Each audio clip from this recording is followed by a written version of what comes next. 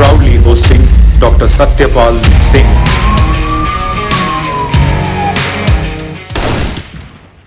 तो सर मुंबई में तो आपके बड़े किस्से हैं। 1990 में आपने अंडरवर्ल्ड की बिल्कुल कमर ही तोड़ दी। Mumbai is the safest city in the country. Terrorism बहुत था देश के अंदर। कोई शहर कोई कस्बा ऐसा हम नहीं कह सकते थे कि ये यहाँ पर नहीं हो सकता कुछ। भरोसा नहीं बस के अंदर बम छूट जाए। ट्रेन में जाओगे ट्रेन के अंदर भी ब्लास्ट होते थे। प्लेन के अंदर कोई भरोसा नहीं है। मार्केट के अंदर जाओगे फिल्म देखने जाओगे हम ऐसे बोलते थे उस जमाने के अंदर, stranger is danger. The underworld has ties with politics. Dawood Ibrahim का जो भाई था उसका स्टेटमेंट है, पहली बार मुंबई शहर की पुलिस की हिस्ट्री में पुलिस वालों को मारा गया। पॉलिटिकल प्रेशर की वजह से आपको कभी कोई डिसीजन अपना बदलना पड़ा? क्या कानून की किताब में दलित लोगों से या मुस्लिम लोगों से, माइनॉरिटी के लोगों से डील करने का कोई अलग तरीका है? Who is better running of Mumbai कह लें, महाराष्ट्र कह लें, शिवसेना और करंट बीजेपी अलायंस? मेरा तो नाम था और मोदी जी का काम था। पुलिस के इतिहास में, मुंबई पुलिस के इतिहास में मैं पहला पुलिस कमिश्नर पहले थे आप, बिल्कुल, जिन्होंने रिजाइन किया। बिल्कुल। How to create wealth unethically, spend wisely and serve selflessly.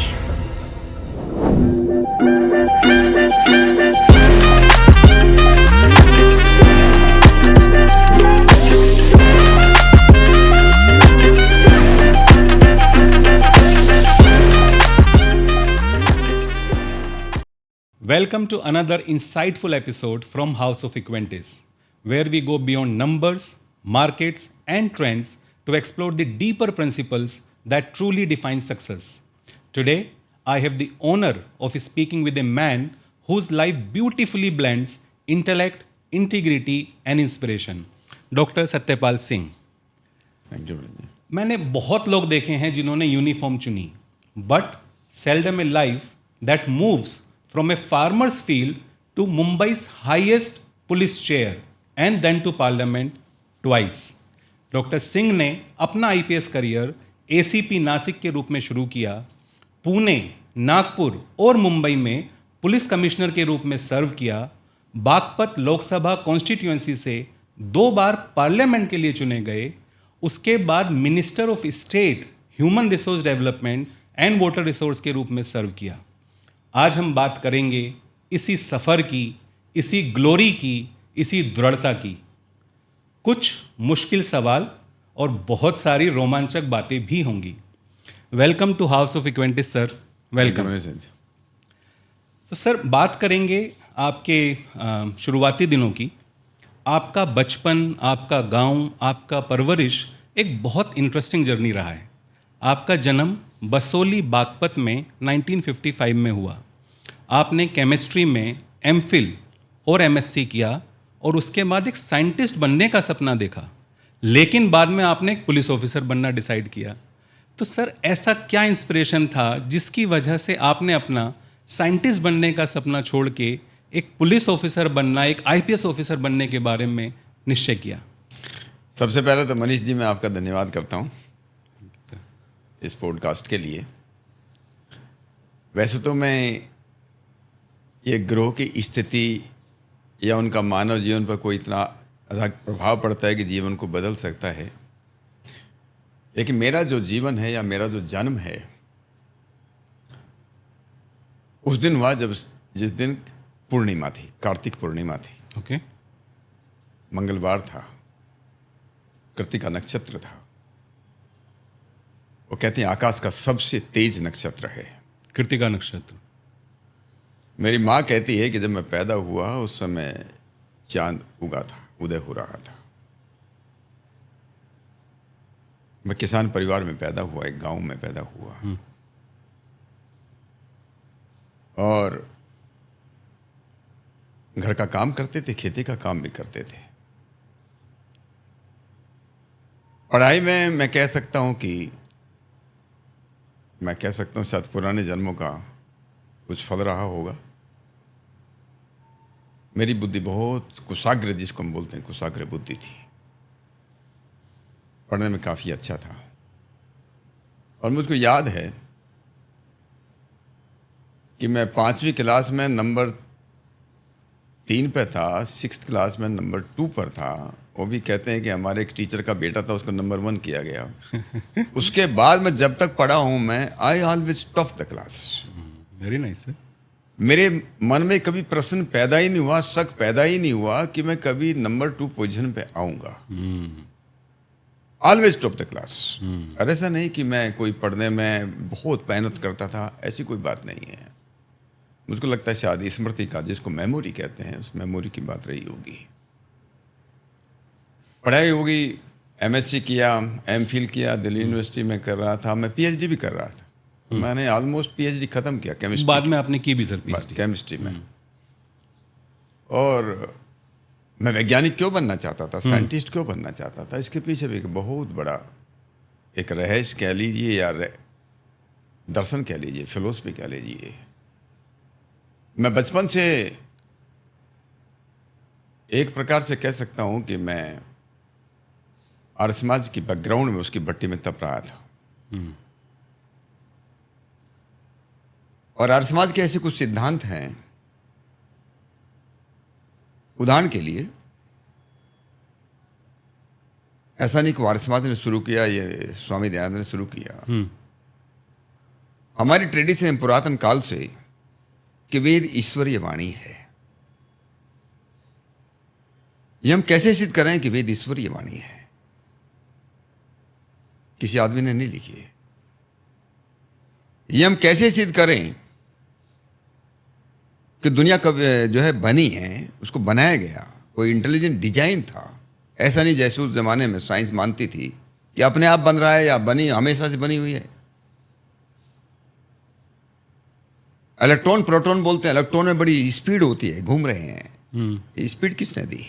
मैं सवाल जब मैं एमएससी में पढ़ रहा था, मैं अपने प्रोफेसर से पूछा, अच्छा, कि आप कहते हैं कि इलेक्ट्रॉन घूम रहे हैं न्यूक्लियस के चारों तरफ, ये शुरुआत कब हुई स्पीड की? वो गति किसने दी, स्पीड किसने दी? प्रोफेसर बोला इसका हमारे पास उत्तर नहीं है। मुझको लगता है इन सब बातों का उत्तर मुझे वैज्ञानिक बनकर देना चाहिए। और केवल राष्ट्रीय स्तर पर नहीं, इंटरनेशनल लेवल पर देना चाहिए। उसके लिए मैं वैज्ञानिक बनना चाहता था। बहुत सुंदर। लेकिन ईश्वर की इच्छा कुछ और ही थी। मैं नहीं कहता कि ग्रहों की इच्छा थी, ईश्वर की इच्छा कुछ और थी। तो सर ऐसा क्या ट्रिगर था कि उसके बाद आपने फिर डिसाइड किया कि नहीं? मैं जब पीएचडी कर रहा था, पीएचडी के पहले ही 2 अमेरिकन यूनिवर्सिटीज़ ने मुझको स्कॉलरशिप ऑफर किया। ओके। उस ज़माने में शिकागो यूनिवर्सिटी से $400 का था, एक दूसरी यूनिवर्सिटी से $350 का पर मंथ का स्कॉलरशिप था। मैं जाना भी चाहता था वैज्ञानिक बनने के लिए। ये सर कौन से वर्ष की बात होगी? मुझे लगता है 1976 में मैंने एमएससी किया।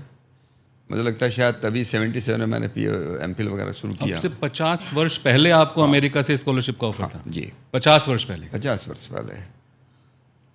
बात ये हुई कि हमारे जो पिताजी थे वो ज़्यादा पढ़े लिखे तो नहीं थे, लेकिन अधिकारियों में आना जाना था उनका, विशेष रूप से फौज के अफसरों के पास। हमारे जो अंकल थे वो घर में उस ज़माने में सबसे ज़्यादा पढ़े लिखे थे, उनको अधिकारी या लेफ्टिनेंट बनाना चाहते थे फौज के अंदर, इसलिए वो कर्नल ब्रिगेडियर लोगों से मिलते रहते थे हमारे पिताजी। मेरे पिताजी हमारे पास के गांव में एक लड़का पढ़ने के बाद अमेरिका गया और अमेरिका में सेटल हो गया, वहीं शादी कर लिया। पिताजी को लगा कभी ऐसा ना हो भाई ये भी वहीं जा करके सेटल हो जाए। तो उन्होंने बोला भाई मैं तो केवल एक ही बात चाहता हूँ, अगर मेरी इच्छा का आपको ध्यान है, या तो आप आईपीएस बनो या आईएएस बनो। बहुत सुंदर। मैं पीएचडी कर रहा था और मैं पिताजी की इच्छा के अनुरूप जो है मैंने सिविल सर्विसेज का एग्ज़ाम दिया और पहले ही प्रयास में मैं सेलेक्ट हो गया। वो भी शायद ईश्वर की इच्छा थी। और पहले प्रयास में ऐसा नहीं कि मैं सेलेक्ट हुआ, इंडिया के टॉप 10 में मैं रिटन एग्जाम उसमें था, मेरिट में टॉप 10 में। मतलब तो मैं आईएएस उसमें चला जाता, लेकिन मैंने कोई कोचिंग नहीं लिया। तो आपके पास एक्चुअल ऑप्शन था कि आप आईएएस में जाएं कि आईपीएस में जाएं? हाँ, वो मैं बताना चाहता हूँ। मेरी ऐसी इच्छा नहीं थी कि मैं जाऊँ, तो मैं सोच रहा था मैं आ जाऊँ तो फिर आईएएस में जाना चाहिए। मेरी इच्छा ऐसी थी, ईश्वर की इच्छा ऐसी नहीं थी।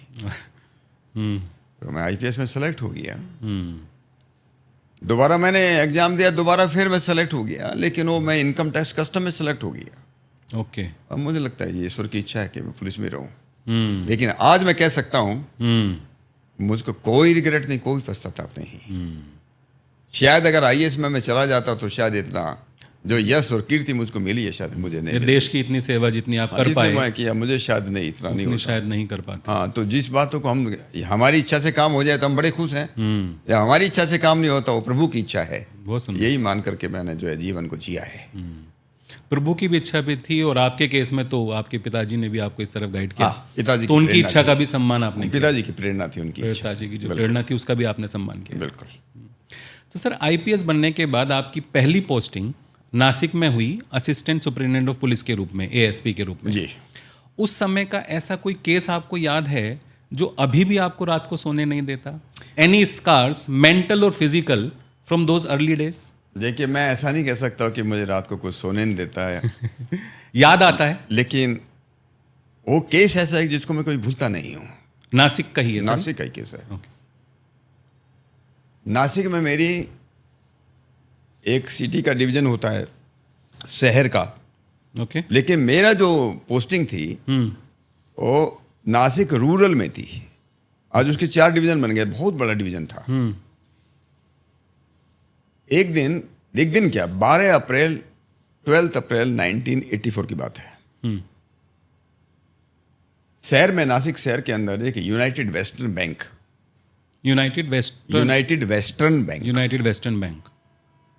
उसको लूट लिया पंजाब के 6 टेररिस्ट ने। उसमें आतंकवादी जो था पंजाब का बहुत एकदम बढ़ा हुआ था। उसके बाद 2 महीने के बाद तो वही हो गया, फिर जो अपना ऑपरेशन हुआ। ये उससे पहले की बात है। पूरे बहुत भयंकर आतंकवाद पंजाब में था, और ये पंजाबी आतंकवादी जगह जगह कहीं कुछ लूट रहे थे, कुछ अपने हथियार खरीदने के लिए। मैं उस दिन नासिक शहर से लगभग 65 किलोमीटर दूर एक विंचूर, एक जगह है विंचूर। तो वहां पर मैं एक डेकोर्टी का केस था, उसका विजिटेशन के लिए गया था। मेरे पास कोई रिवॉल्वर भी नहीं थी उस दिन। मेरा एक बूढ़ा, मेरा जो रीडर होता था केएन पाटिल, वो मेरे साथ था, उसके पास एक रिवॉल्वर थी। और जहां मैं गया तो जो पुलिस चौकी जी, वहां एक हवलदार इंचार्ज होता था। और वहां का जो लोकल थाने था, पुलिस स्टेशन, लासल गांव बोलते हैं उसको, एक उसका जो पीएसआई था, इंचार्ज होते तो पीएसआई होते उस जमाने में, एक वो रिवॉल्वर था, तो 2 रिवॉल्वर।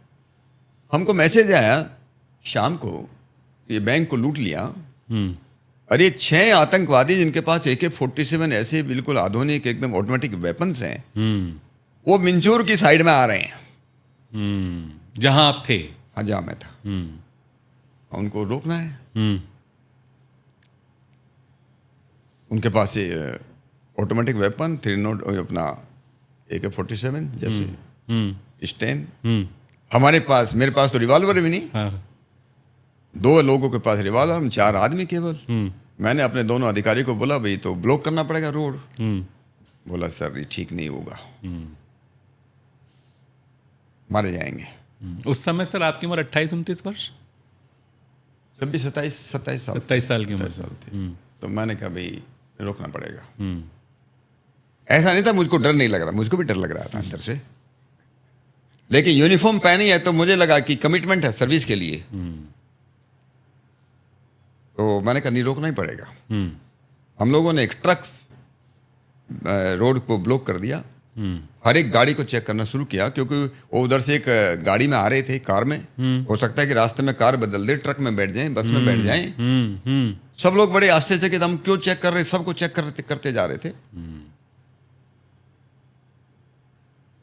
लगभग शाम के 7 बजे के आसपास हमको दूसरा मैसेज आया कि जिस जगह हम उसको चेक कर रहे हैं, एक और बात बताना भूल गया, मैंने मैसेज किया भाई कोई राइफल भेज दो। सही बात है। पुलिस स्टेशन में। हाँ बिल्कुल। उस जमाने में मेरे वो था, वहाँ का जो इंचार्ज था आर्मरी का, 303 होती थी उसमें, उसने 303 भी नहीं भेजी, उसने 410 मस्कट भेज दी। 410 मस्कट से थे एक गोली करो, एक बार में एक ही गोली एक ही गलती है। उसको आई। ये भी अनमने मने से लोग कर रहे थे, लेकिन हमको चेक करते जाते, अंदर डर रहा था।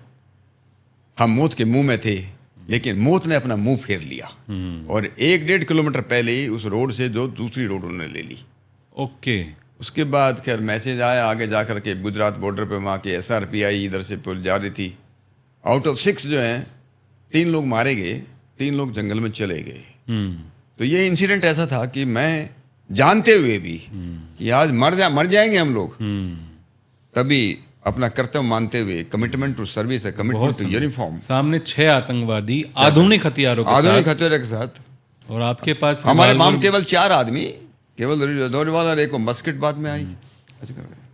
तो बहुत इंस्पिरेशनल बात है सर। बाद में आपने बहुत जगह इस बारे में, मुझे लगा कि मैं मूर्ख था।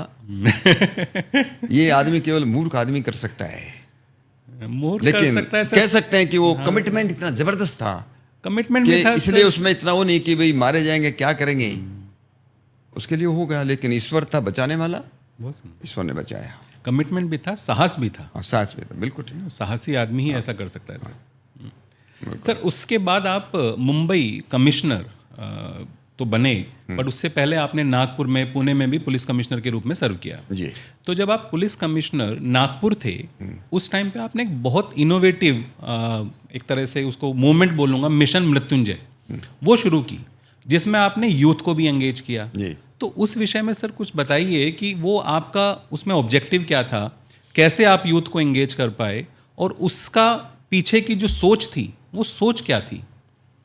देखिए, अगर आप याद करें उस कालखंड के अंदर 2005, 6, 7, 8 में तो मुंबई के अंदर इतना बड़ा अटैक हुआ। टेररिज्म बहुत था देश के अंदर। कोई शहर, कोई कस्बा ऐसा हम नहीं कह सकते थे कि ये यहाँ पर नहीं हो सकता कुछ। और पढ़े लिखे लोग जो हैं वो टेररिस्ट बन रहे थे। ऐसा नहीं कि अनपढ़ लोग टेररिस्ट बन रहे हैं। MBA, इंजीनियर्स, डॉक्टर्स, मुंबई के हम लोगों ने देखा है, कई ऐसे केस हैं कि पढ़े लिखे लोग टेररिस्ट बन रहे। क्यों बन रहे हैं? इसके पीछे कारण क्या है? तो मैंने ऐसे महसूस किया कि जो हिंसा है, जो टेररिज्म है, ये मन में शुरू होता है। ये मन में क्यों शुरू होता है? जब समाज के अंदर भेद कर देते हैं, हम हिंदू हैं, ये मुसलमान हैं, ये दूसरे हैं, हमको मुसलमानों से खतरा है, मुसलमान कहते हैं हिंदुओं से खतरा है। भेद जब है तो भेदात भयम, जब भेद है तो भय पैदा हो जाता है, डर लगने लगता है दूसरे से। हम अपनी ताकत बढ़ाएंगे, अपने को वो करेंगे। जब भय हो जाता है, भय के बाद क्या होता है, जिस आदमी से हमको, जिस चीज से हमको भय लगता है, डर लगता है, उसके प्रति हम इंटॉलरेंट हो जाते हैं, असहिष्णु बन जाते हैं। उदाहरण के लिए, सांप से हमको डर लगता है। सांप अगर घर दिखाई देगा, घर में दिखाई देगा, ऑफिस में दिखाई देगा, तो सांप को मारने की कोशिश करेंगे, भगाने की बाहर करेंगे। और जब इंटॉलरेंट बन जाते, धीरे धीरे उसके प्रति हिंसा होती है, और हिंसा के बाद एक्सट्रीम फॉर्म हिंसा and violence is called terrorism. तो मैंने कहा ये मन से शुरू हो रही है बातें। मन में भेद पैदा किए जा रहे हैं, मनों में डर पैदा किया जा रहा है, यंग जनरेशन के अंदर पैदा किया जा रहा है। बूढ़ा को टेररिस्ट नहीं बन रहा है, सब यंग लोग बनते जा रहे हैं। सही बात है। इसका मतलब जहां मनों को सबसे ज्यादा जो है प्रभावित कर सकते हैं, इम्प्रेशनेबल माइंड कहाँ है? और हमारे स्कूल्स और कॉलेज और यूनिवर्सिटीज के अंदर माइंड है जो इम्प्रेशन दे सकते हैं। हमारी फैक्ट्री, हमारे वर्कशॉप वही है जहाँ दिमाग को जो है कुछ नई दिशा दे सकते हैं। इसलिए जो मिशन मृत्युंजय था, ये हमने स्टूडेंट्स फ्रंट अगेंस्ट टेररिज्म तैयार किया। स्टूडेंट फ्रंट था, बेसिकली स्टूडेंट फ्रंट था योगा। और आपको जानकर बड़ा अच्छा लगेगा, केवल नागपुर में 86,000 विद्यार्थी, स्टूडेंट्स इसमें पार्टिसिपेट किया। 86,000 ने पार्टिसिपेट किया। 13,000 स्टूडेंट्स ने ऐसे लिखा कि टेररिज्म को टैकल करने में, दूर करने में स्टूडेंट्स क्या वो कर सकते हैं। ये वहाँ से हमारी शुरुआत, हमने मैसेज दिया, मोटो बनाया मिशन मृत्युंजय का, सिक्योरिटी इज आवर रिलीजन। हमारा रिलीजन, हमारा धर्म दूसरा नहीं, हम हिंदू मुस्लिम नहीं, सिक्योरिटी, सुरक्षित रहना हमारा सबसे बड़ा धर्म है। Security is our religion, awareness is our mission. हमको अवेयरनेस क्रिएट करना है, जागृति पैदा करना है समाज के अंदर। उस समय ऐसा था कि बस से चलोगे भरोसा नहीं बस के अंदर बम छूट जाए। ट्रेन में जाओगे, ट्रेन के अंदर भी ब्लास्ट होते थे। प्लेन के अंदर कोई भरोसा नहीं है। मार्केट के अंदर जाओगे, फिल्म देखने जाओगे, हम ऐसे बोलते थे उस जमाने के अंदर, स्ट्रेंजर इज डेंजर। अनजान से जो है खतरा है। तो लोगों में ये जागृति पैदा करने के लिए उन्होंने मिशन मृत्युंजय को तैयार किया और बहुत सफलता भी उसको तो मिली। इन्होंने 86,000 यूनाइटेड नेशंस ने इसको रिकॉग्नाइज किया। कितना बड़ा मिशन जो है ये स्टूडेंट फ्रंट के अंदर, युवाओं के अंदर तैयार किया जा रहा है। उसके अंदर एक और बात मैंने कही थी, बड़ा इंपॉर्टेंट बात है। आतंक एकदम से पैदा नहीं होता, टेररिज्म नहीं होता। इसके पीछे 4 कारण हो सकते हैं। 4 ए लिखे हमने, 4 ए बनाए। पहला है अंधविश्वास है, अज्ञान है, आलस्य है, फिर अपराध है। उसके बाद ये 4 जब मिल जाते हैं तो आतंक बन जाता है। उदाहरण के लिए अंधविश्वास क्या था? मुंबई के अंदर अटैक हुआ 2008 में। मोहम्मद कसाबी अकेला आतंकवादी बचा था। उसको पुलिस ने इंट्रोगेट किया, पूछा भाई तुम आतंकवादी क्यों बने? बोला कि हमको बताया गया कि हमको जन्नत में जाएंगे मरने के बाद। जन्नत में मालूम है हूरें मिलती हैं।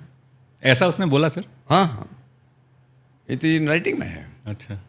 जन्नत मिलेगा जहाँ शहद और शराब की नदियां बहती हैं। यहाँ तो शराब नहीं पीता इस्लाम में बोलते हैं, वहां तो सब कुछ मिलेगा। तो मैंने कहा इस बात का क्या है, मरने के बाद किसने देखा है ये जन्नत है या नहीं? जन्नत है या नहीं है? कहता हमको ये भी बताया गया कि मरने के बाद भी जो है आपके शरीर से कोई बदबू नहीं आएगी, फाउल स्मेल नहीं आएगी, ग्लो आती है, चमक आती है। उसको लेकर के जो अपना ये हॉस्पिटल है जहाँ पुलिस वाले लेके जाते हैं, भूल गया, बीका जी कहाँ? साउथ मुंबई में, वहाँ मोर्चुरी में लेके गए खसाब को, जो 9 आतंकवादी मरे हुए पड़े थे उनको दिखाया। वहां तो इतनी बदबू थी भयंकर कि वहां रुक नहीं सकते। उनको फिर पूछा तुम्हें कैसे दिखता है, चेहरे पे ग्लो है क्या? कहते नहीं, हमको तो ऐसे ही बहकाया गया। हम लोगों ने मिशन मृत्युंजय के तहत लोगों को बताया ये इस प्रकार का बहकावा जाता है। ये लोगों में अंधविश्वास पैदा किया जाता है कि कहीं जन्नत है या कहीं स्वर्ग है। स्वर्ग और जन्नत कहीं दूसरी जगह नहीं है। जन्नत अगर नरक जो भी कुछ है उसी धरती पर है। ये हमारे ऊपर है। अज्ञान है कि टेररिस्ट कैसे बनते हैं, कैसे बम बनाए जाते हैं, साइबर कैफे में जाकर के लोग क्या करते हैं। हम मालूम है, हमने देखा है कि हम बस में जा रहे हैं, हमको मालूम है ऊपर कोई एक बैग रखा हुआ है और बैग उसका कोई संभालने वाला नहीं है, वो बम भी हो सकता है। हम सोच रहे जब मैं उतर जाऊंगा तब मैं पुलिस को फोन करूंगा, अरे तब तक तो ब्लास्ट हो सकता है। ये आलस काम नहीं करेगा। हम लोग मुंबई में रहते हैं, बड़े बड़े शहरों में रहते हैं। लोग जो है फर्जी जो है डॉक्यूमेंट तैयार करते हैं, फर्जी पासपोर्ट बनाते हैं, फर्जी जो है ड्राइविंग लाइसेंस बनाते हैं, फर्जी आजकल वोटर कार्ड बनाते हैं।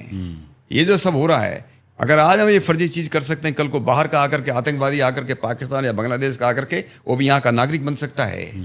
इन बातों पे हमको ध्यान देना पड़ेगा। ये मिशन मृत्युंजय ने यही किया, क्रिएटिंग अवेयरनेस।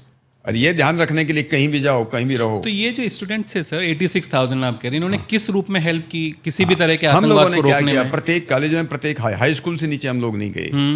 हम लोगों ने मृत्युंजय क्लब बनाए, इन बच्चों को सबको कार्ड इशू किए, उनके लिए स्पेशल पुलिस ने स्पेशल जो है कुछ फैसिलिटीज दी। और थाने के अंदर आ सकते हैं, हर एक पुलिस स्टेशन, हर एक पुलिस का जो फंक्शन होगा उनके इनवाइट करेंगे हम लोग। Okay okay.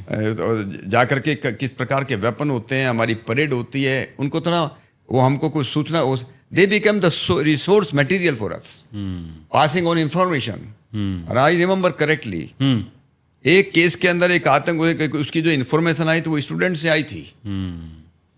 और सेम मिशन मृत्युंजय का हम लोगों था पूना के अंदर, मुंबई के अंदर हम लोग शुरुआत किया है। उसके बाद आपने शुरू किया नागपुर में शुरू किया। नागपुर में किया, नागपुर में शुरू किया। हाँ, उसके बाद मैं पुणे में पुलिस कमिश्नर था, वहाँ भी इसको किया। फिर मुंबई में आया तो मुंबई में इसको हमने शुरू किया। तो सर मुंबई में तो आपके बड़े किस्से हैं। 1990 में आपने अंडरवर्ल्ड की बिल्कुल कमर ही तोड़ दी। उस टाइम पे आपने स्पेशल स्क्वाड भी बनाए, जो एनकाउंटर स्पेशलिस्ट हैं उनकी भी टीम बनाई जी। वो सब करते हुए सर कभी अपने खुद की लाइफ का डर नहीं लगा, या कभी ऐसा नहीं लगा कि मेरे किसी डिसीजन की वजह से मेरी फैमिली की लाइफ भी किसी डेंजर में आ सकती है? देखिए वो जो ज़माना था मुंबई में बहुत असुरक्षा की, इनसिक्योरिटी की भावना थी। बड़े बड़े जो बिजनेसमैन थे उन्होंने 5 स्टार होटल में शादी करना बंद कर दिया था, फिर इंपोर्टेड गाड़ियां खरीदना बंद कर दिया था। डर की वजह से। डर की वजह से लोग गैंगस्टर फोन करते थे, एक्सटॉर्शन करते थे, पैसे करते। क्रिमिनल जस्टिस सिस्टम खत्म हो चुका था ऑलमोस्ट। हम पुलिस को भी गाली देते हैं, पुलिस को भी कमियां निकालते हैं कि पुलिस वाले ठीक काम नहीं कर रहे हैं। कोर्ट में केस जा रहे हैं, वहां जजेस काम ठीक नहीं कर रहे हैं। जेल में जा रहे हैं तो जेल में वहीं से गैंगस्टर बैठ करके वहीं से ऑपरेट कर रहे हैं। एक केस के अंदर जे हॉस्पिटल का जो आपने नाम सुना हो, उसमें क्या हुआ था, उसमें जो शूट आउट हुआ था, उसमें शूट करने के बाद जो कोर्ट के अंदर जब गैंगस्टर ले जाए गए, वहां दूसरी पार्टी के उनके राइवल गैंग ने आकर के वहीं कोर्ट के जज के सामने गोली मारी। और जब पुलिस वाले जज का स्टेटमेंट लेने गए तो जज ने कहा जब ये गोली चली उस समय मैं नीचे देख रहा था, मुझको मालूम नहीं है कि क्या है। इस तरह से सिस्टम जो कोलैप्स हो रहा था, लेकिन लोगों को सुरक्षा देनी थी। इसे लोगों को सुरक्षा देनी थी तो ये स्क्वाड बने। हर एक आदमी गोली नहीं चला सकता। बिल्कुल सही बात है। सबको सिखाया जाता है, सर एक पुलिस वाले को सिखाया जाता है कि गोली कैसे चलती है, बिल्कुल गोली चलाने, लेकिन सबकी हिम्मत नहीं है। बिल्कुल हाथ कांपने लगते हैं। स्पेशल लोग सेलेक्ट करने पड़ते हैं। कौन जो है जब इस प्रकार का क्राइसिस आएगा कौन उसमें गोली चलाएगा। गैंगस्टर को पता करके उनके पीछे लगना पड़ता, उनको चेज करना पड़ता था। और मुंबई में उस समय सैकड़ों लोग मारे गए, नंबर बताने की जरूरत नहीं है। बहुत काम हुआ। अच्छी बात यह है उस समय की सरकार के बाद के आने वाली सरकारों ने, पार्टी कोई भी रही हो पावर में, ये पब्लिक भी रही हो, सबने पुलिस को सपोर्ट किया। सबने पुलिस को सपोर्ट किया और मुंबई जो सेफ बन गया। हम कहने लगे थे बाद में Mumbai is the safest city in the country. ये केवल कहानी जो मीडिया में चलती है कि गैंगस्टर का राज चलता है, अब गैंगस्टरों का राज खत्म, उनकी कमर टूट चुकी है, भाग गए लोग सब बदमाश यहाँ से, अब यहाँ उनके रहने की हिम्मत नहीं है। बट सर ऐसा तो बहुत सुनने में आता है, पढ़ने में आता है that the underworld has ties with politics. उस जमाने में ऐसा कुछ नहीं हुआ, किसी ने आपको बोला हो लुक द अदर वे, या सिंपल भाषा में पूछूं तो आपको बोला हो ये मेरा आदमी है, छोड़ दो, अलग हो जाओ, ऐसा कोई इंसिडेंट? देखिए फॉर्चुनेटली मुझे ऐसा कोई याद नहीं आता किसी भी पॉलिटिशियन ने ये कहा हो कि नहीं ये गैंगस्टर है। देखिए अगर कोई पॉलिटिशियन रखता भी हैगा ना, वो चुपचाप करेगा, गुप्त रखेगा। ये पब्लिकली कोई नहीं कर सकता है कि किसी का गैंगस्टर के साथ संबंध है। ऐसा मैं नहीं कह सकता कि पॉलिटिशियन के संबंध नहीं थे। हमारे पास तो रिकॉर्ड है पुलिस के पास। अच्छा। इसका दाऊद इब्राहिम का जो भाई था उसका स्टेटमेंट है। मैं यहाँ जॉइंट सीपी क्राइम होता था, हम लोगों ने खुद रिकॉर्ड किया है, आयोग के पास रिकॉर्ड है। कई पॉलिटिशियंस के नाम हैं लेकिन वो बताना ठीक नहीं है अभी। नहीं वो मैं समझ सकता हूँ सर, बट ऐसा कोई एपिसोड जब आपको ऐसा याद हो कि आपको प्रेशर की वजह से अपना कोई निर्णय बदलना पड़ा? या नहीं ऐसा नहीं लगा। मैं जैसे मैंने पहले कहा फॉर्चुनेटली कि अधिकतर सरकारों ने, पॉलिटिशियंस ने, अगर कोई जो लोग थे, मिनिस्टर की बात नहीं है, होम मिनिस्टर, मुख्यमंत्री की बात आती है विशेष रूप से। दूसरे मिनिस्टरों की इतनी कोई वो नहीं है, दूसरे मिनिस्टर बोलने की इतनी हिम्मत भी नहीं होती है। तो उन्होंने कभी ऐसा कोई प्रेशर डाले नहीं कि भाई नहीं ये मेरा आदमी है, इसको आप छोड़ दो, इसके पीछे कुछ करना नहीं, ऐसा नहीं है। जहां तक डर की बात है, मैं भगवान कृष्ण की फिलोसफी में विश्वास करता हूँ। देखिए एक हत्या होती है, एक वध होता है। ये घर में जरूर इस बात का होता था कि भाई लोग मारे जा रहे हैं, इसका रिपरकशन होगा। लेकिन मुझको लगता था यूनिफॉर्म पहनी है ना, सही बात है, पुलिस में पहनी है, हमारी ड्यूटी है, समाज को जो सुरक्षा देने के लिए। तो उसके लिए थोड़ा बहुत खतरा भी होगा तो कोई बात नहीं, जब तक जाके राके साइयां मार सके ना कोई। बहुत सुंदर। तो सर इसके बाद आप अगस्त 2012 में मुंबई पुलिस कमिश्नर भी बने। हाँ। जो बहुत बड़ा पद है, बहुत मान सम्मान की बात है, but such A high post, does it come with more power, more stress और मोर रिस्पॉन्सिबिलिटीज? सबसे ज़्यादा उसमें पावर फील होती है या रिस्पॉन्सिबिलिटीज फील होती हैं सर? मुझको लगता है कि पावर में कोई ज़्यादा फर्क नहीं होता है। हमारे कानून के हिसाब से सीआरपीसी के हिसाब से एक हेड कांस्टेबल को वही पावर है कि गोली चला सकता है, लाठीचार्ज कर सकता है, केस रजिस्टर कर सकता है। पुलिस कमिश्नर को भी पावर है, लेकिन पद के साथ, पुलिस कमिश्नर के पद के साथ रेस्पॉन्सिबिलिटी बहुत बड़ी आती है, जिम्मेदारी बहुत बड़ी है। इतने बड़े शहर को, मुंबई शहर financial capital of India, fashion capital of India, film capital of India, इस मुंबई को हम फॉर्चून कैपिटल ऑफ इंडिया कैसे बना सकते हैं? इसको फ्रीडम कैपिटल ऑफ इंडिया कैसे बना सकते हैं? ये जिम्मेदारी थी, इतनी बड़ी रेस्पॉन्सिबिलिटी। कोई आतंकवादी आकर के कोई गड़बड़ न कर सके, कोई आकर के इस तक खुलेआम तक गोली न चला सके। ये जिम्मेदारी बहुत बड़ी थी, बहुत। बट सर, उस तरीके की पोस्ट पे तो पॉलिटिकल प्रेशर भी बहुत रहता होगा। देखिए, बात बिल्कुल आपकी सही है। और अगर आपको याद को, मेरे बनने से पहले अगस्त की शुरुआत में ही आज़ाद मैदान में एक बहुत बड़ा राइट हुआ था। ओके। मुस्लिम लोगों का बहुत बड़ा जमावड़ा था। मुझे लगता है 10-12 हज़ार लोग आए होंगे। पहली बार मुंबई शहर की पुलिस की हिस्ट्री में पुलिस वालों को मारा गया। पुलिस वालों को मारा गया। जान से नहीं, लेकिन मारा गया, पीटा गया। हमारी जो लेडी कांस्टेबल्स थी, उनको मोलेस्ट की, उनका जो को किया गया।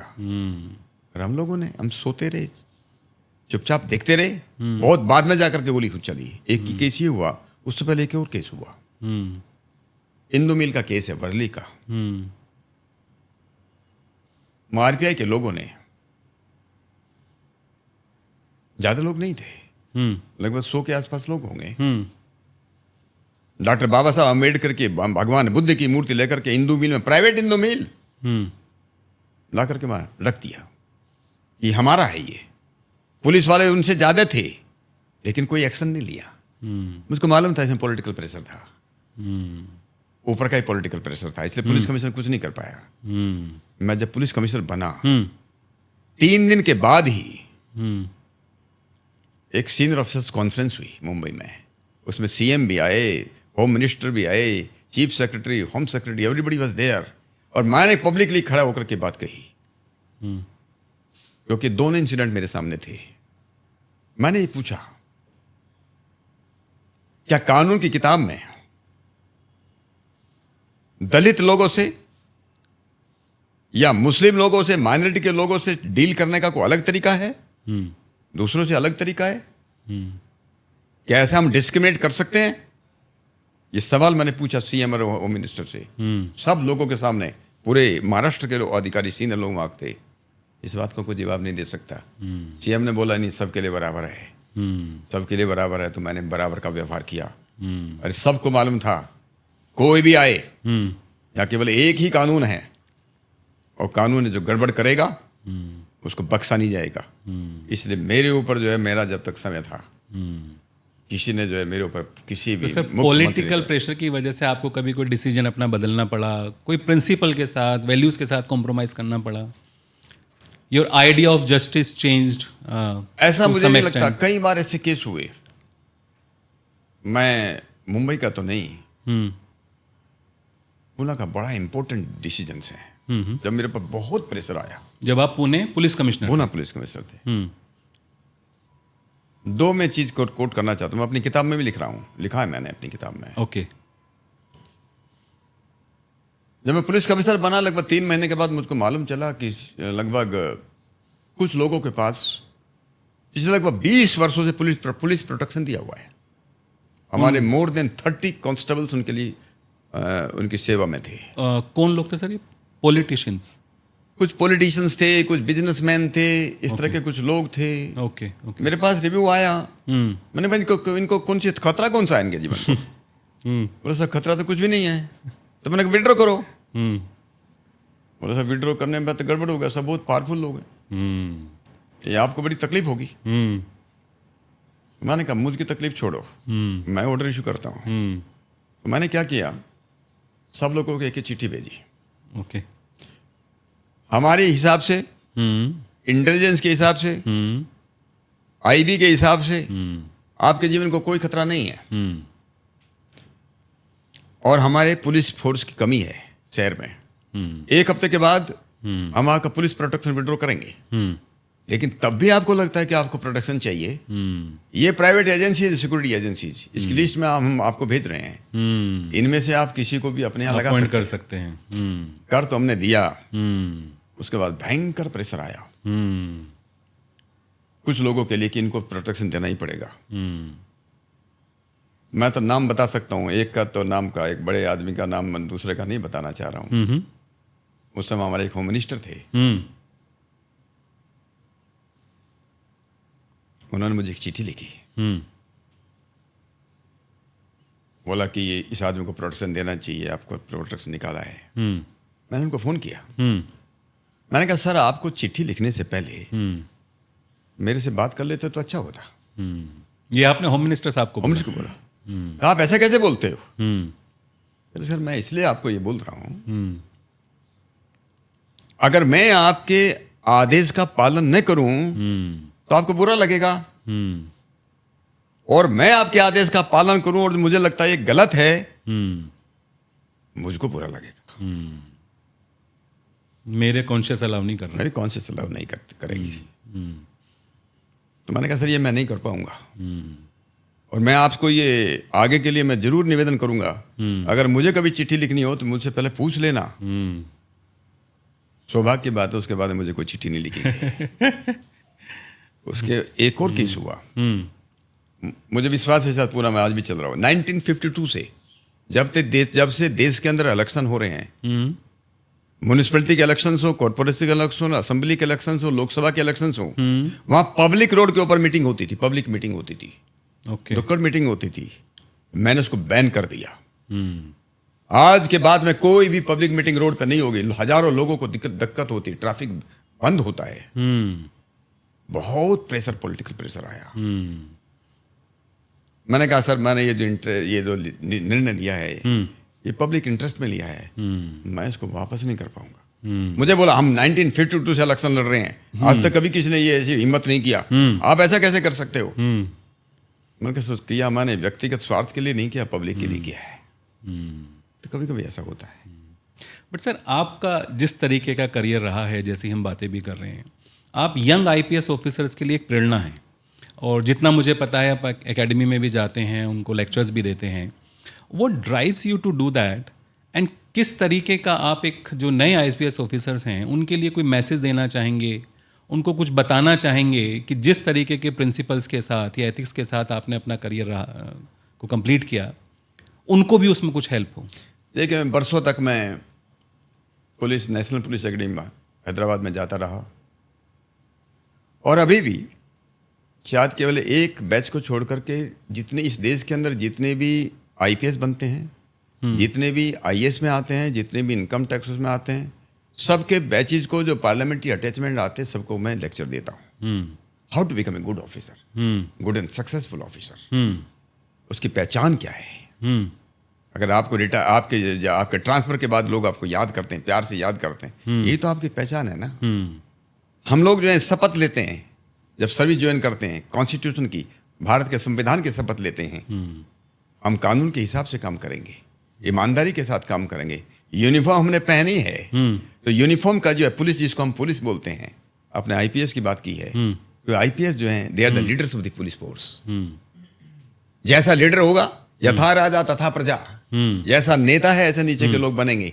हमको एग्जाम्पल सेट करना है, और इसलिए पुलिस का काम ये है, अच्छे लोगों का प्रोटेक्शन करना है, सद रक्षणाय खल निग्रहणाय। हमारा तो महाराष्ट्र पुलिस का ये मोटो ही है। अच्छे लोगों का, सज्जन लोगों की रक्षा करना है, और दुर्जन और गुंडे लोगों का उनको दमन करना है। यही जरूरी है। हमारा ये अच्छा जो काम है वो चलता रहना चाहिए। आगे आने वाली पीढ़ियां जो है वो याद रखें कि अच्छे पुलिस अफसर को ही लोग जो है याद करते हैं। ऐसे तो दुनिया में बहुत आते हैं, बहुत हजारों आईपीएस बनते हैं, कितने लोग याद रखते, कितने को याद करते हैं। जो समाज के लिए काम करता है, देश के लिए काम करता है, अपने कॉन्शियस को अलाइव करके जो काम करता है उसी को ये करता है। तो सर एक सवाल आउट ऑफ क्यूरियोसिटी पूछना चाहता हूँ। आपने मुंबई की, महाराष्ट्र की राजनीति को इतने करीब से देखा है, आपका सारा आईपीएस करियर मैक्सिमम महाराष्ट्र में या मुंबई में ही रहा है, तो who is better of running Mumbai बोल लें, महाराष्ट्र बोल लें, शिवसेना और current BJP alliance? Definitely BJP.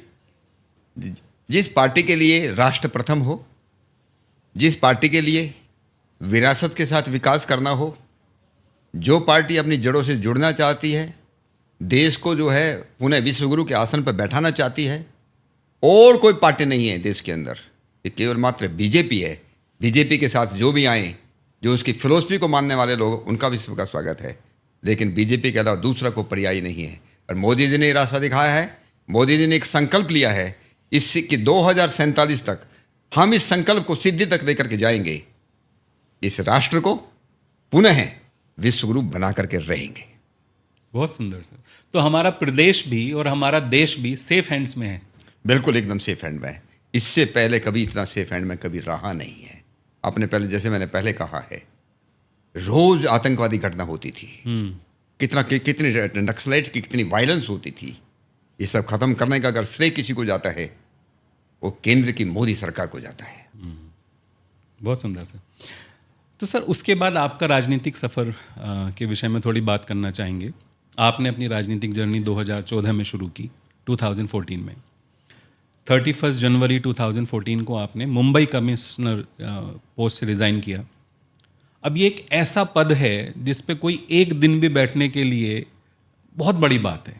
हर इंसान का या आईपीएस ऑफिसर का सपना होता होगा कि उस पद पे एक दिन भी बैठना बहुत बड़ी बात है। आपने उस पद से सर रिज़ाइन किया, आपके पास सर्विस के कुछ साल बचे हुए थे, आपने उस पद से रिज़ाइन किया, अगले दिन बीजेपी ज्वाइन किया।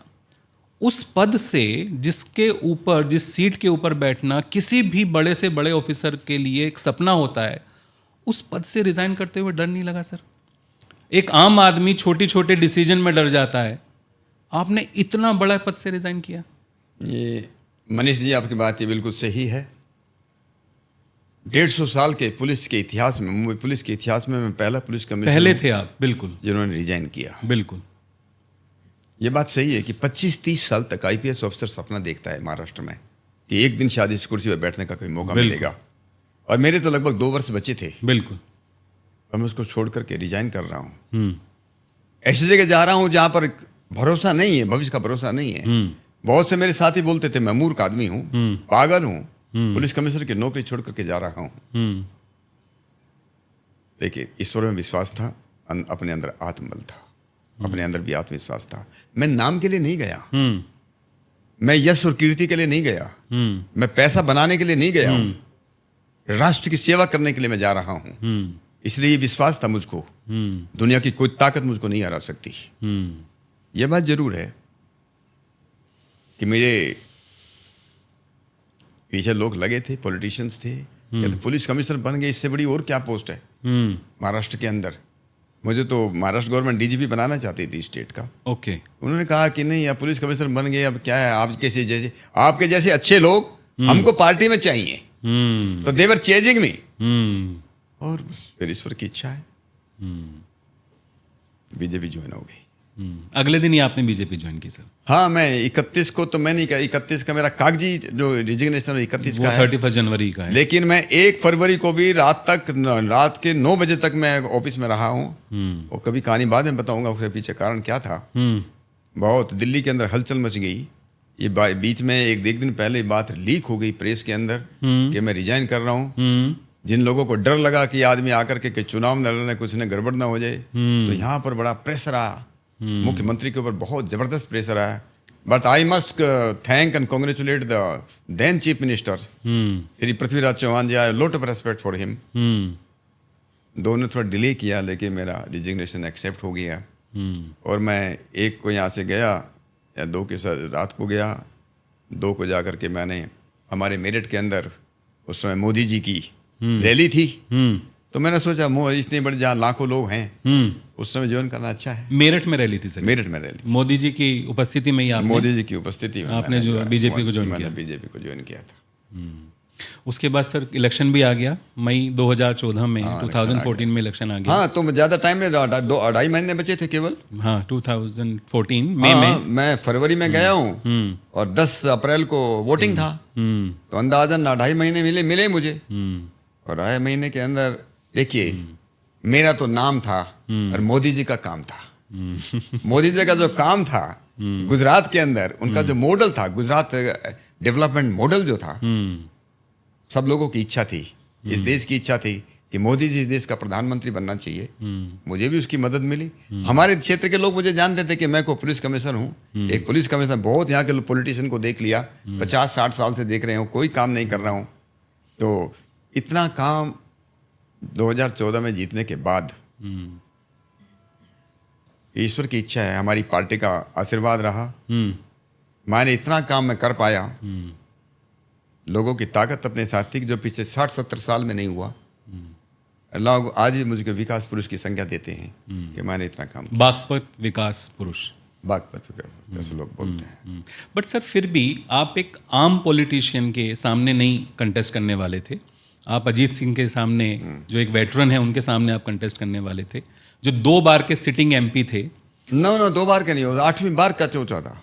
उससे पहले उन्होंने लगातार 7 बार एमपी रहे वो, 7 बार एमपी और हमेशा से कैबिनेट मंत्री रहे। उनके पिताजी चौधरी चरण सिंह देश के प्रधानमंत्री बने, मुख्यमंत्री रहे हैं। 1937 से उनका जिसको बोलते हैं पॉकेट बोरो जिसको बोलते हैं, वो रही थी। कुछ बड़े समझदार लोगों ने, बड़े सीनियर पॉलिटिशियन से मुझको सलाह दी, चुनाव लड़ना लेकिन बागपत से नहीं लड़ना।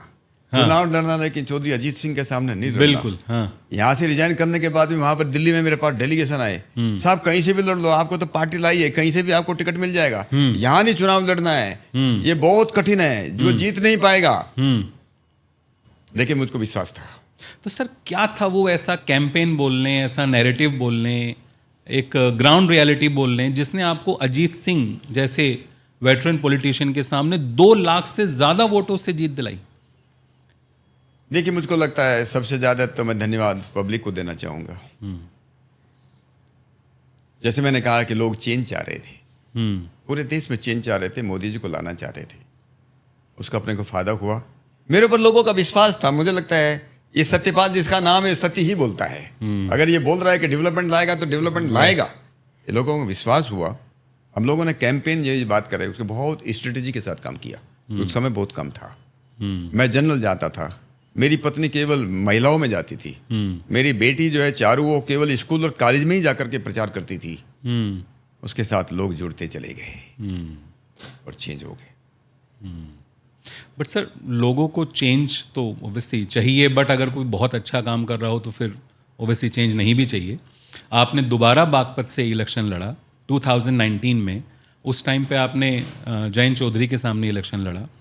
वो इलेक्शन जितना हमें समझ है शायद पहले इलेक्शन से भी ज़्यादा डिफिकल्ट था, क्योंकि इस इलेक्शन में बीजेपी आपकी पार्टी एक तरफ थी और बाकी सारी पार्टियां दूसरी तरफ थी एक साथ।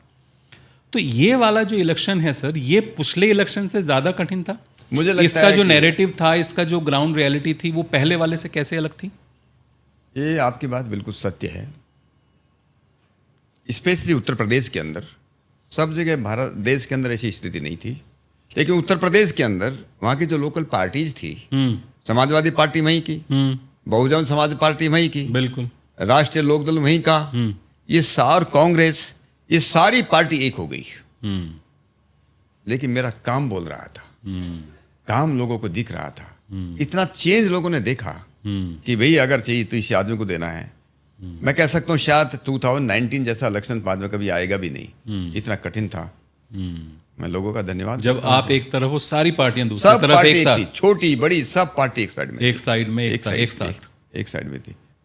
हमारी पार्टी के लोग बहुत से सोचते कि शायद नहीं जीत पाएंगे, सारी पार्टी एक हो गई है, क्योंकि हमारा लोकदल तो वहीं पर बागपत में ज्यादा था, ज्यादा वहीं पर था। बिल्कुल। लेकिन ये जो है ईश्वर की कृपा है, काम जो है पब्लिक ने उस बात का अपने को वो दिया है, उनका आशीर्वाद कहना चाहिए मुझे।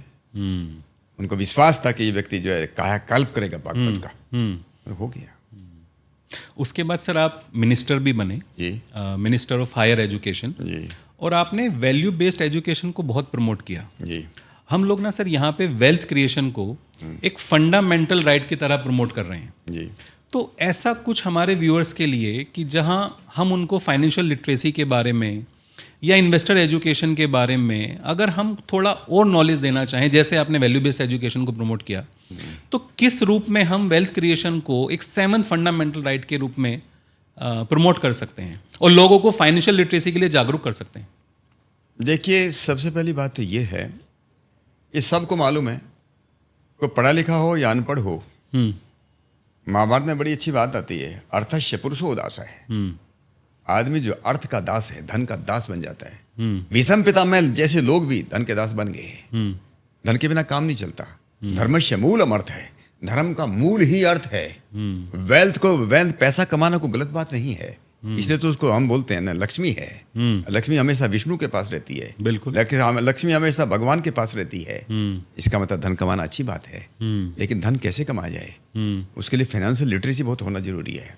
हम कैसे लोगों को उसको ले गए, इसलिए जो फाइनेंशियल लिटरेसी के बारे में जो है, हम अपने बच्चों को स्कूल्स और कॉलेज के अंदर भी हमको जो है कोई भी साइड पढ़ता हो, क्योंकि बिना अर्थ के दुनिया में काम नहीं चलता, जीवन का नहीं करता। ये तो इंजन, जीवन का जो इंजन है, ये बिना पैसे के नहीं चलता है। लेकिन हम कैसे ईमानदारी के साथ कैसे कमा सकें, कैसे अधिक से अधिक धन हम कमा सकें, तो उसके लिए ज़रूरी है हम अपने बच्चों को जो है ये फाइनेंशियल लिटरेसी का पाठ पढ़ाएं, और वो स्कूल हमारे पाठ्यक्रमों में, हमारे क्यूरिकुलम के अंदर ये बात देना चाहिए। मुझको लगता है वैल्यू के साथ जो है, वर्चूज के साथ, हाउ टू क्रिएट वेल्थ, ये बच्चों को सिखाने की जरूरत है। बट ये सर एकदम अर्ली एज से सिखाना जरूरी है ना। तो जैसे हमारे कॉन्स्टिट्यूशन में 6 फंडामेंटल राइट्स हैं, तो हम लोग वेल्थ क्रिएशन को as a 7th fundamental right promote कर रहे हैं।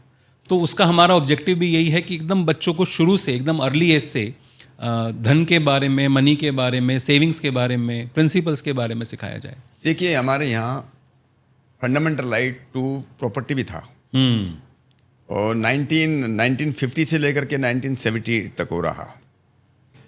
कुछ इस प्रकार के कुछ प्रैक्टिकल प्रॉब्लम हैं कि अगर वेल्थ को हम जो है फंडामेंटल राइट कर देंगे, wealth creation, but right to, जैसे हमारे यहाँ जैसे हमारे जो फंडामेंटल राइट्स हैं, हमको कोई भी प्रोफेशन, कोई भी बिजनेस, कोई भी ट्रेड करने का हमको अधिकार है, कहीं भी जाकर के हम व्यापार कर सकें, हमको ये फंडामेंटल राइट है।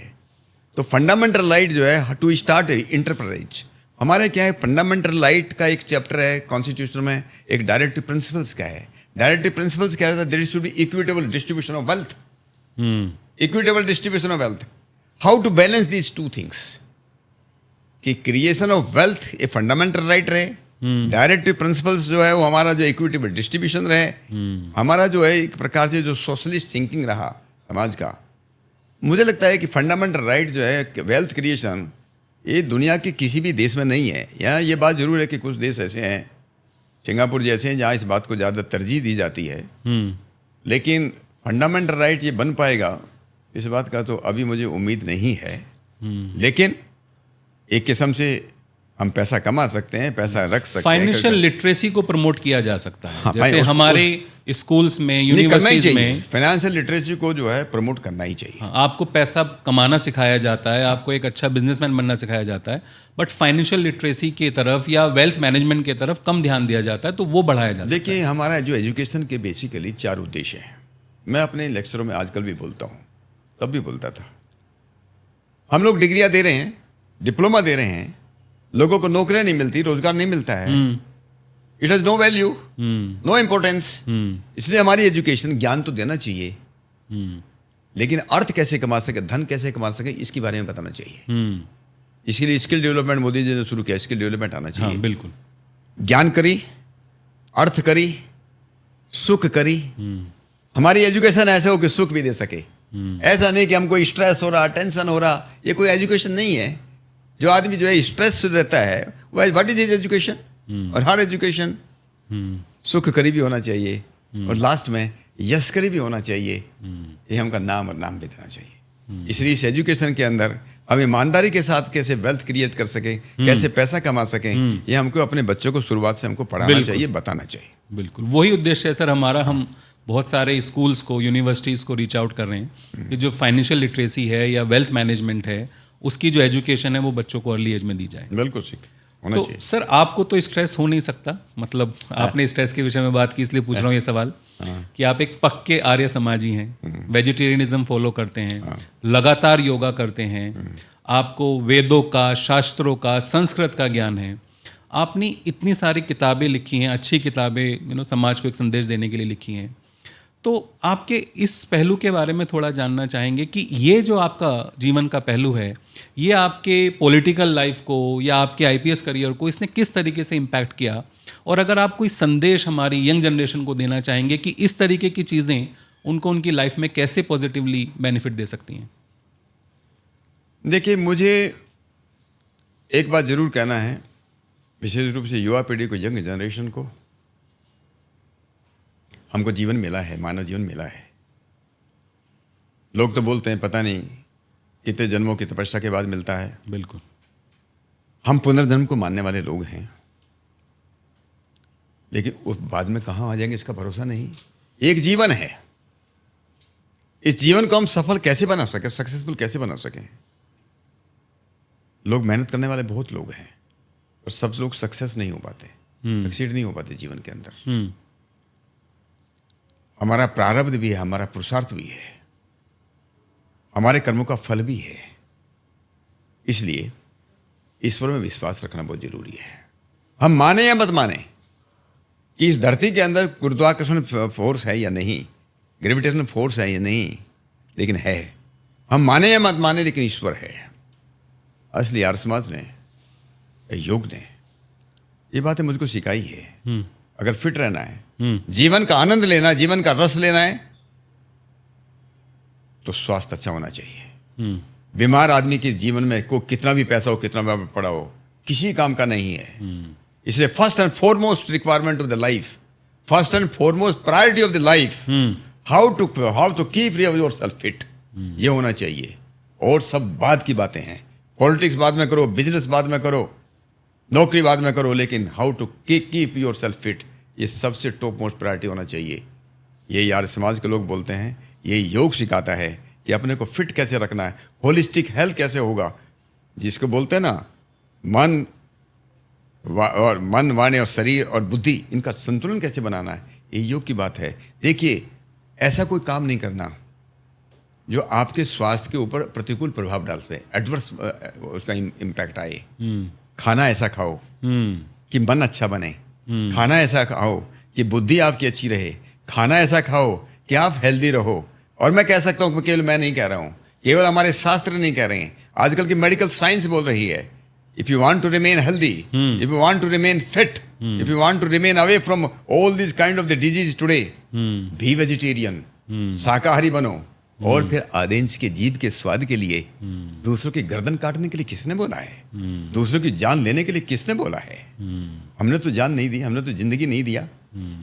तो केवल अपने टेस्ट के लिए, अपनी भूख के लिए नहीं।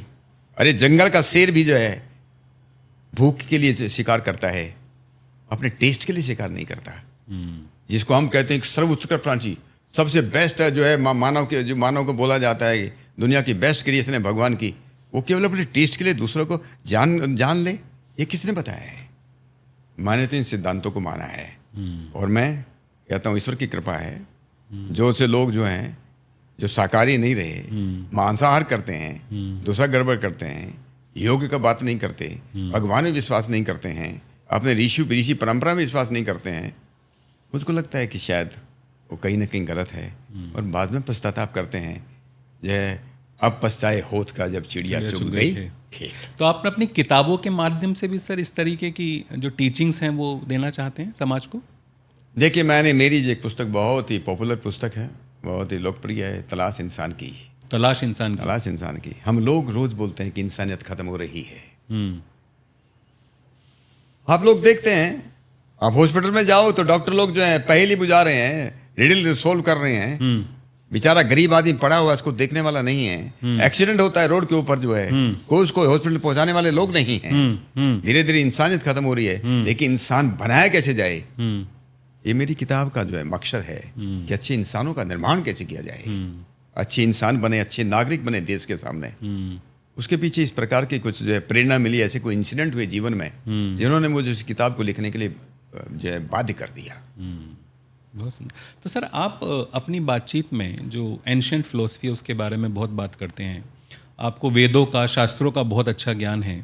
ऐसा कोई श्लोक या ऐसा कोई प्रिंसिपल है जो आपकी लाइफ को आज भी गाइड करता है? एक बहुत अच्छा श्लोक है, जो कहता है कि जीवन किसका सफल है, जीवन किसका जीवन किसका सफल है, सफल है। हाँ। तो कहते हैं कुलम प्रगतिम, कुल की प्रगति हो, हम्म कुलम प्रगतिम, हम्म समाज कृतार्था, समाज कृतार्थ हो जाए, समाज फुलफिल हो जाए, और वसुंधरा पुण्यवती चतेन, ये धरती भी जिसको बोले कि क्या पुण्यवान आत्मा जन्म लिया है, जिसके पैदा होने से जिसका परिवार आगे बढ़े, सब प्रकार की प्रगति करे, नीचे नहीं ले जाए, ऐसे हमारा परिवार आगे बढ़े। केवल परिवार नहीं, हम समाज को आगे लेकर चलें, समाज को कुछ दें। देखिए हम लोगों के ध्यान रखना चाहिए, हमारा वेद में एक बहुत छोटा मंत्र है, शास्त्री लोग बहुत बोलते हैं उसको, सत हस्त समारह सहस्त्र हस्त्र संकिरह। अरे सो कहते कुछ लोग इसका मीनिंग अर्थ ऐसा लगाते हैं कि 100 हाथों से कमाओ और 1000 हाथों से बांटो। ऐसा नहीं होता कि 100 हाथों से करके जितना कमाया उसका 10 गुना तुम दान कर दो, ये संभव नहीं है। इसका उदाहरण ये है, इसका मीनिंग लोग सब सही नहीं समझे।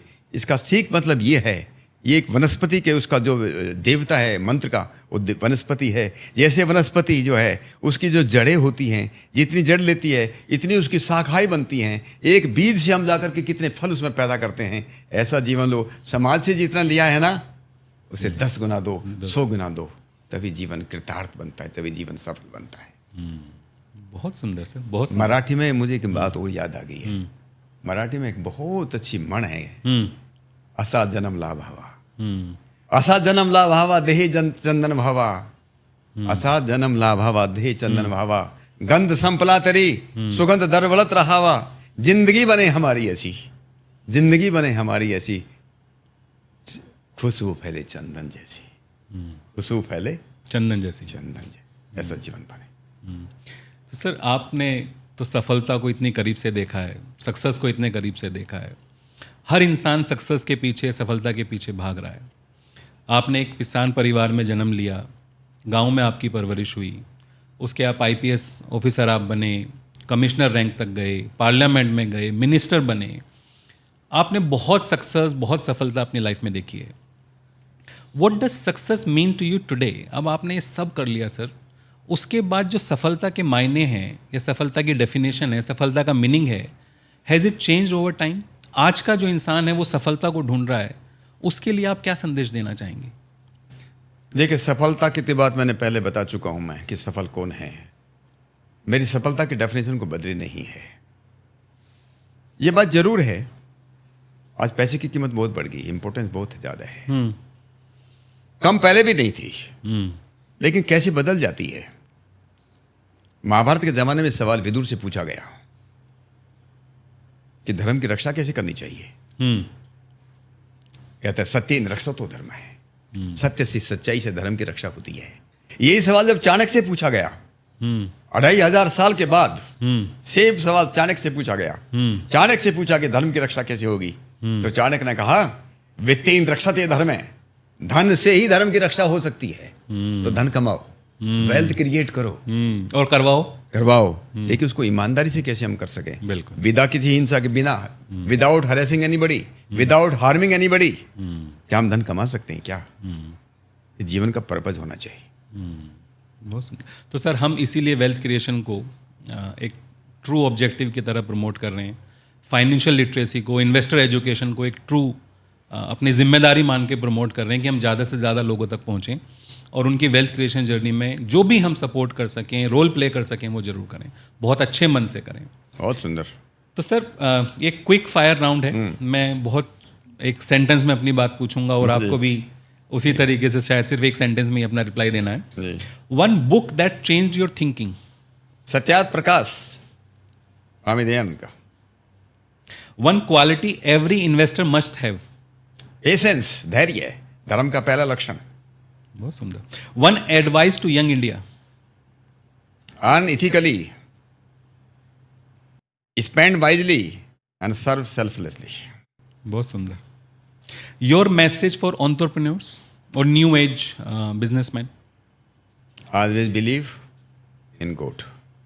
तो सर चाहता तो मैं ये हूँ कि ये बातचीत कभी ख़त्म ना हो और हमें आपसे और बहुत सारी बातें करने को मिलें और बहुत सारी आपसे लर्निंग, एजुकेशन, गाइडिंग पाथ जो आज ने आपने हमें दिखाया, जिस तरीके की बातें बताई, उससे आई एम श्योर जितने भी लोग इस पॉडकास्ट को, इस बातचीत को देखेंगे, उन्हें बहुत बहुत बहुत कुछ सीखने को मिलेगा. So, Dr. Singh, thank you for sharing your story. Discipline, values, patience, and integrity are key pillars for governance and wealth creation. This concludes today's episode of the House of Equentis podcast. Remember, building wealth and building character go hand in hand. Thank you Manish ji, thank you लो. Thank you, sir.